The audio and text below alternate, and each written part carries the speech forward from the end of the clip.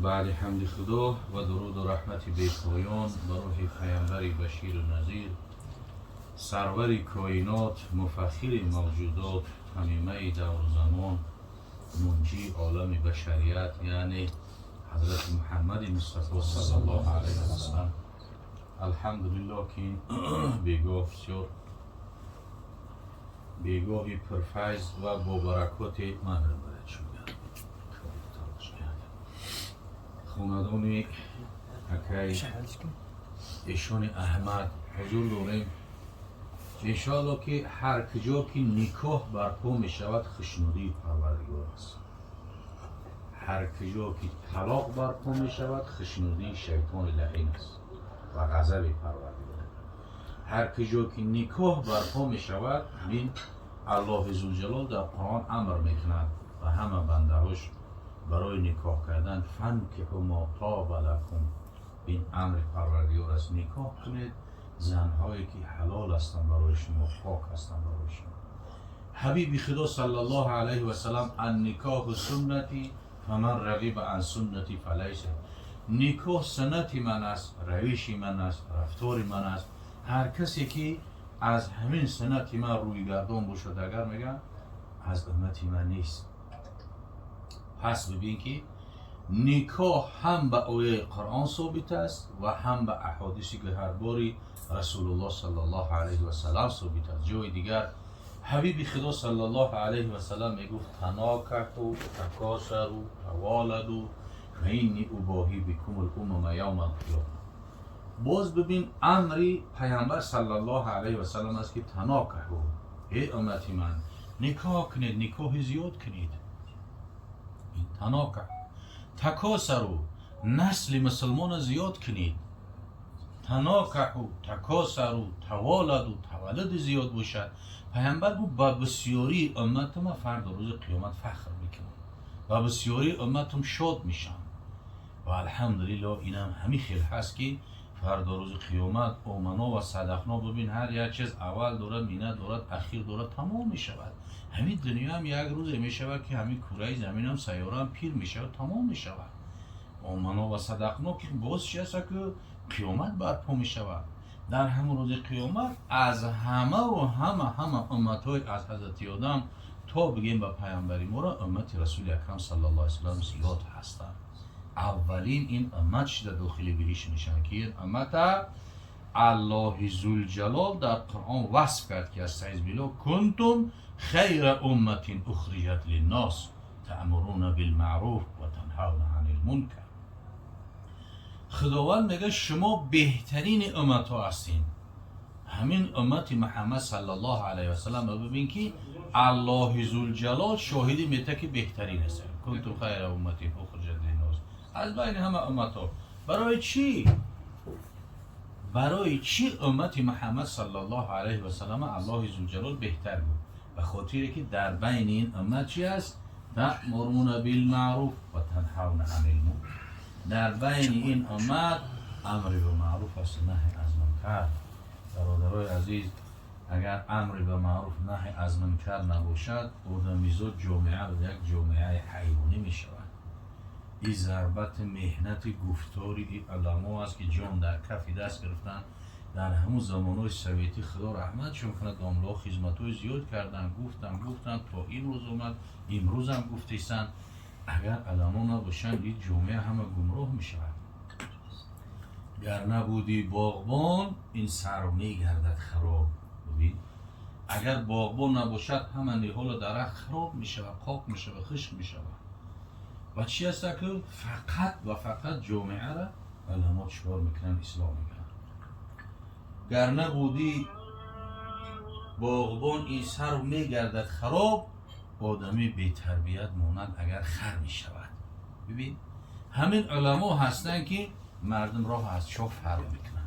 علما هستن که محرم از نامحرم فرق میکنن. علما هستن که میفهمونش که برادر فلان چیزا حرام است، فلان چیزا حلال است. که امروز اگر جامعه غیر مسلمان رو ببینیم دیگر حلال و حرام هیچ فرقی نداره. نعوذ بالله بعضی کارا و بعضی گپ‌های میشنویم که و میبینیم که آدم چی است؟ دهشت است. ولی درباره جوانا حضرت داملا سخن کردن اینمی جوانای امروزه که غیر مسلمان در اروپا و در امریکا و در اونجا میبینی خودشون همین تومندگی در پیش جامعه و در پیش همون مردمشون همین تا یک دیواری بیتونی بنبست شدگی هایی ماندن دیگه. برای چی؟ جوانا را میبینی هر دی گوشاش گوشوار دارن، ببین در پتوکی بنیش همین شکوف کردگی یا حلقه دیگه دارن، حتی در لباش شکوف کردگی در لبش هم همطوری حلقه داره و نگینه داره. اگه این دستا و گردنبند گوشوار و لبها و بنی و موی سرش یک نموده میکنه که مثل آدمی نیستن دیگر. او دیگر چی هست که نه احترام پدر، نه احترام مادر، نه احترام جامعه، نه خالق خودش میشناسن، نه مالک خودش، نه رازق خودش. خدا پناه بده که اگه جوانا با مثل اوزا نشوند. پیامبر صلی الله علیه و سلم میگه جبرائیل علیه السلام آمد میگه گفت که یا رسول الله گفت سلام مرا بر امتای بر جوانهای امت برسان. سلام مرا بر جوانهای امت برسان. میگه بعدا پیامبر صلی الله علیه و سلم پرسید که برای چی جوانو؟ میگه جبرائیل گفت که اگر در یک قبرستان اگر یک پیر صالح یک شخصی مثلا موسفید صالح بشه دعا کنه، اهل همون قبرستان به سبب دعا و درود همون خداوند عذابش برداشته میکنه.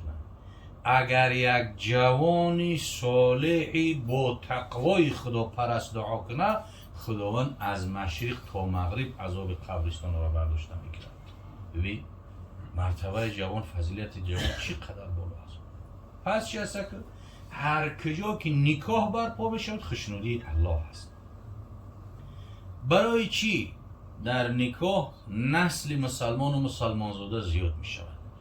نکاح اولینه که در تاریخ پیدا شد نکاح حضرت آدم و حضرت حوا بود.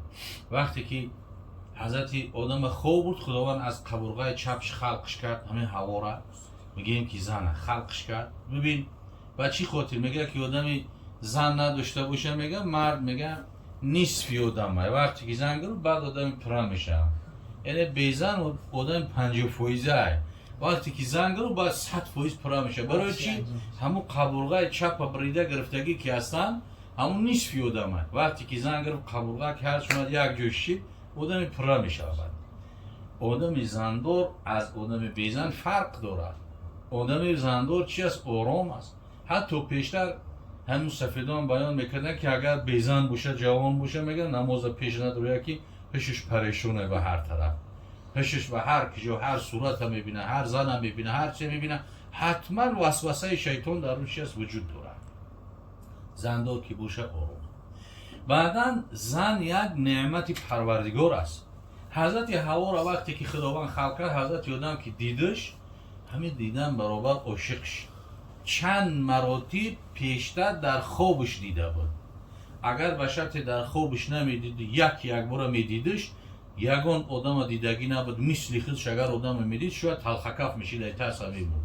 یکی در خوابش میدید که هم قاطی آموخته شود. وقتی که دید حضرت حوا که یک از بنده های من حوا است.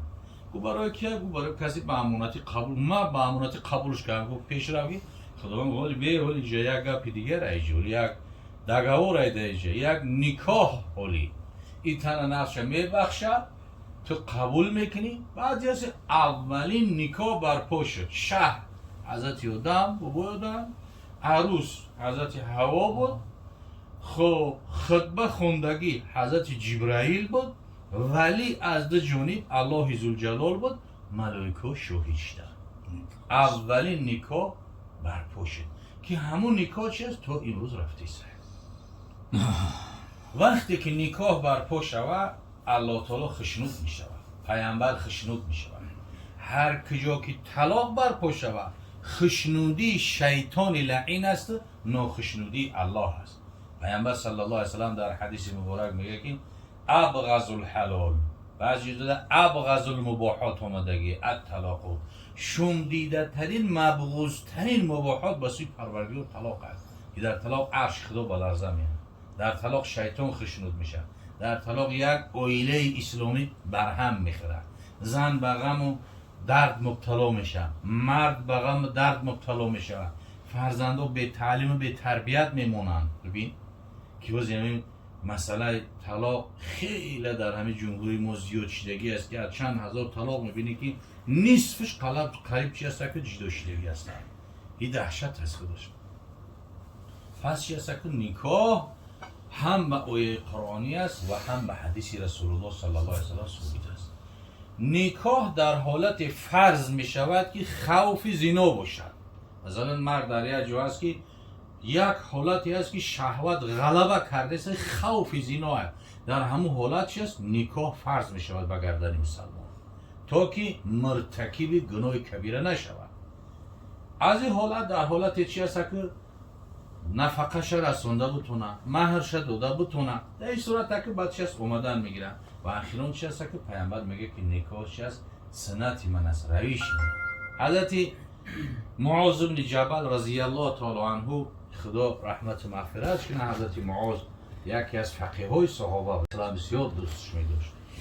حضرت معاذ در یمن کسل همین وبا قطعی از دنیا گذشت.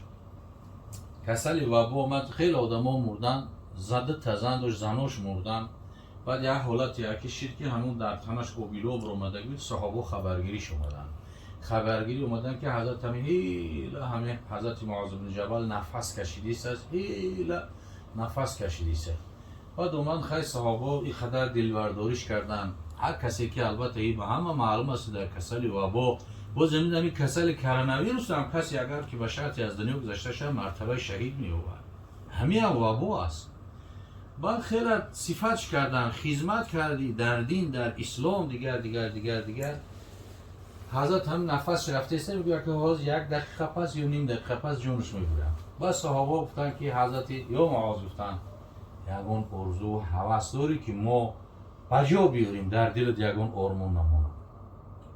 و حضرت معاذ بن جبل بعد میگه بازو روز شب رو گفت که بله یک گپ هست، یک کار هست، همه در دل مرمون نمیره بکنید. و صحابه گفت چی گفته باشه، البته فکر کنه که میگه جنازه ما کی بخونه، مرده ما کی بشوه. بعد صحابه گوش کردن که خیلی حضرت گپ زد. بعد اوز شب رو برده گفت که زنم بتین زنم بتین گفت. صحابه ایش نگاه کردن و حیران شدن، گفتن این در یه حالتی هسته که اوخی همین نفس بازو رفته سر حال جونش میبره. ایش نگاه کرد، ایش زن میگه در این حالت. بعد ما فهمیدم که شما تعجب میکنین از این. من از پیغمبر صلی الله علیه و سلم حدیث گفت و شنیدگی هستم که پیغمبر میگه اشرارکم عذابکم یا شرارکم عذابکم، بدترین شما بیزنهای شماست.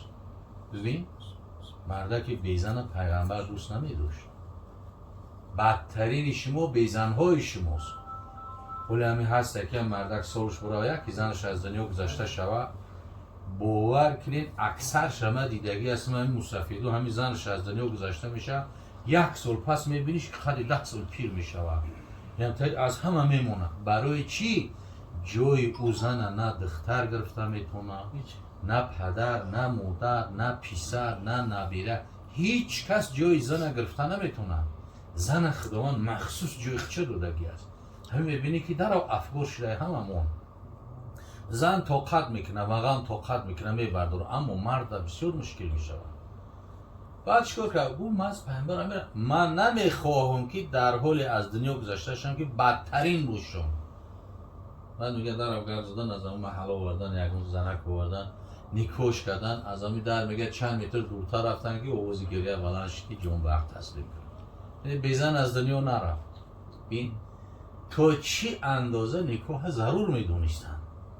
خب پس یک پیامبر گفت نکاح سنتی من است، هر کسی که از سنتی من رو بگردون از امتی من نیست. میگه که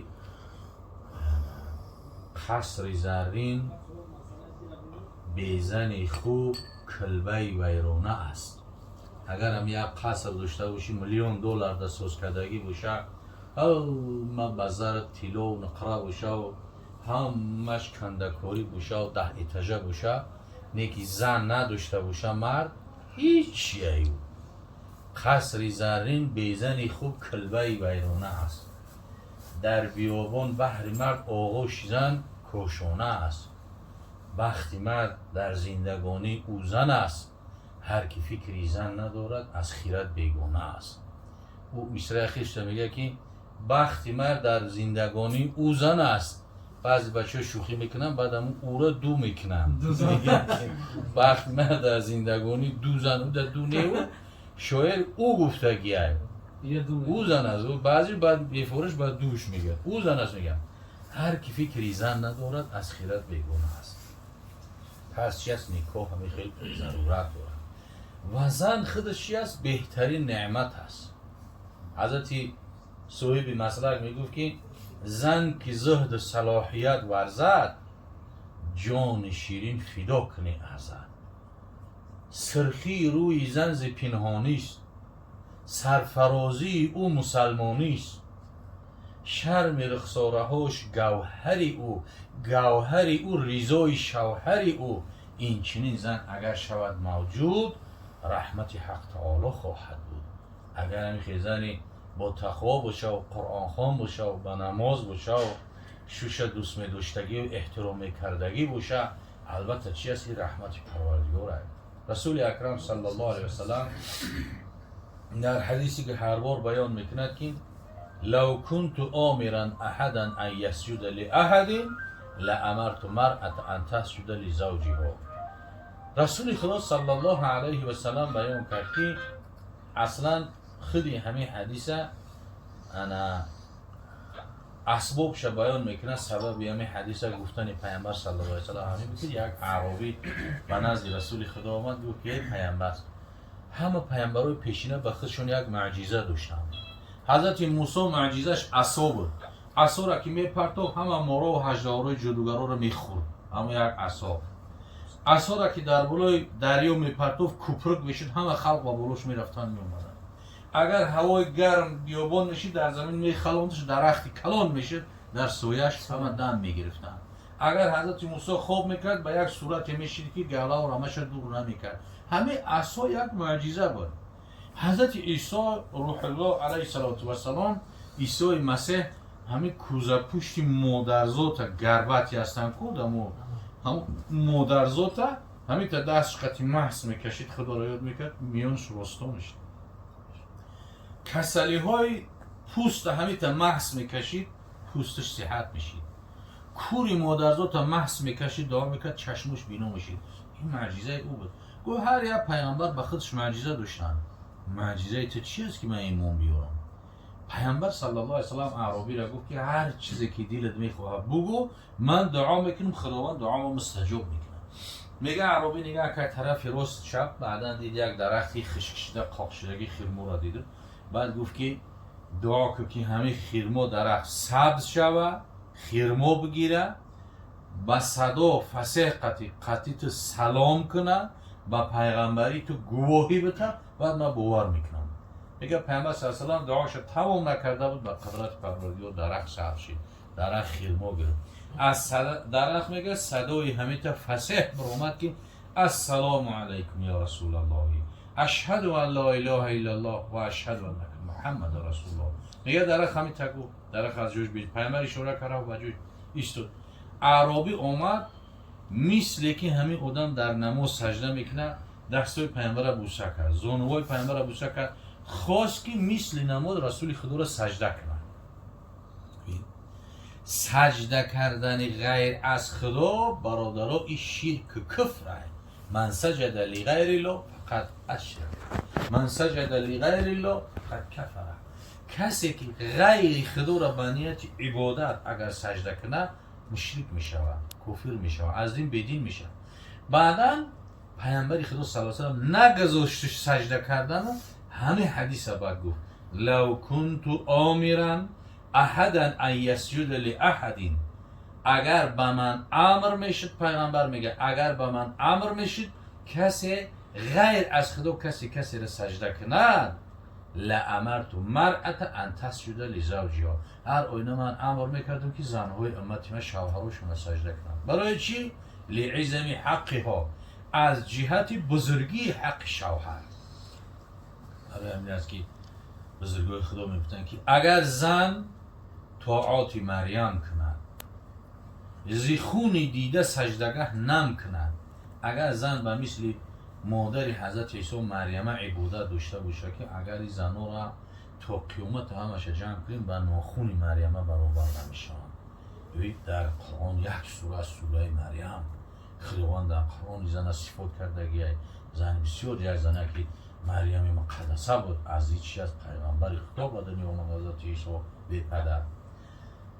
اگر زن طاعات مریم کند میگم به خون دیده سجدگاه نم کند، در سجده به جای آب چشم از گریه خون از چشمش بدر شود میگم. چو راضی نبود از او شوهرش، به درگاه حق نیست ره اندرش. اگر به همین قدر طاعت و عبادت اگر به شرط شوهرش از او راضی و خشنود نباشه، او به درگاه خدا هیچ قدر و قیمتی نداره. پس چی هست که فقط یک چیز دیگر شما بگیم که گو وقت زنها دعوا میکنن که فقط همین مردا را میگین مرتبهش بالا میکنین، زنها را نمیگین. نه، این در حالت هست که مرد حق خودش به جا بیاره، مرد نفقهش برسونه، مهر زن بته، نفقهش، خوراک زن تامین کنه، پوشاک زن تامین کنه، به خانه زن تامین کنه، تعلیم تربیهش کنه، به خدا و پیامبر شناسش کنه، کودکش نگاه و بین کنه، تعلیم تربیه دینی کنه، در حالتی که مرد حقش به جا میوردگی باشه. این خیلی نه که مرده که بنگ بزنه و گیرهی نبزنه و نه نماز نه روزا بگه که من راضی نباشم تا دوزخ میره، روش بد میکنه و پیش خودش یکم دوزخ میره. اگر ایمان نداشته باشه بود در بهش زن شاید تغییر بیشی دیگه میگیره. بود ایتا نیسته که او چی حالتی ده باشه و او زن بیچاره مظلوم باشه، این خیلی نیسته. ای پس چی هسته که پیامبر صلی الله علیه و سلم همین خیلی چکار کرد؟ صفات کرده که هست. همین حدیث گفت که همین قدر مرد حقوقی بلند داره که زن چی هسته که باید فرمانبرداری او را به جا بیاره. در دیگر حدیث رسول اکرم صلی الله علیه و سلم میگه رضا رب فی رضا الوالدین و سخط فی سخطه. راضیگی الله در راضیگی پدر و مادر شماست. اگر 100 بار حج برای، اگر 100 گاو بکشی، اگر 100 مثلا که خیرات و حسنات هم را بکنی و پدر و مادر ناراضی باشد، اگر خدا هیچ کدومی را قبول نمیکنه. خداوند جل جلاله ببین در قرآن میگه استعیذ بالله و قضى ربک الا تعبدوا الا ایاه و بالوالدین احسانا. حکم کرد پروردگار توی محمد صلی الله علیه و سلم قضا الا تعبدوا، غیر از خدا را عبادت نکنید، الا ایاه، مگر خدا یکتا را.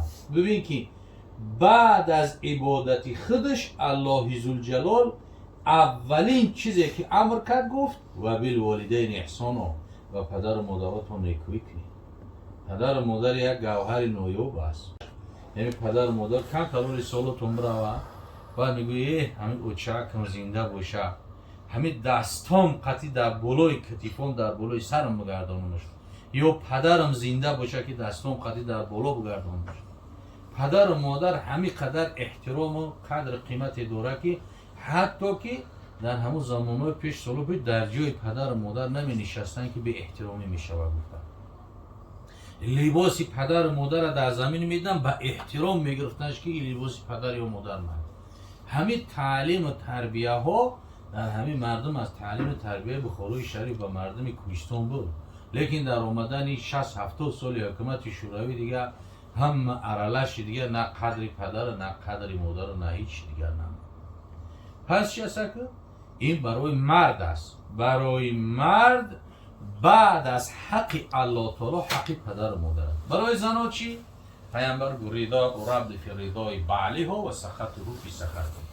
راضیگی الله در راضیگی شوهران شماست و ناخشنودی الله در ناخشنودی شوهران شماست. ببین راضیگی الله راضیگی شوهران شماست. وقتی که خواهر عروس با شوهر که برای من نکاح کشید، حق شوهر از حق پدر و مادرش هم بالا است، از حق اکا دادر، از حق اپا و خواهرش هم بالا است. حوزی آیت داملا خوندن که الله ذوالجلال در قانون ما و شما مسلمان ها چی میگه؟ الرجال قوامون علی النساء. زنا بر بالای مردها چی هستند؟ رئیس هستند. زنا مرئوس هستند. مرد در خاندان رئیس است، زن در خاندان جانشینی او است. برای آباد کردن یک خانه در ببین، مردم حرکت میکنه، زنم حرکت میکنه. اگر در خاندان زن خوب نباشه و زن اگر نیت خیر نداشته باشه و خانه آباد نمیشه. خدمت زن به حد میرسه. ببین قوامون علی النساء. اما چیز قانون ما و شما مسلمان هاست، اما در قانون غیر مسلمان ها میگه که هرچی برابر حقوق.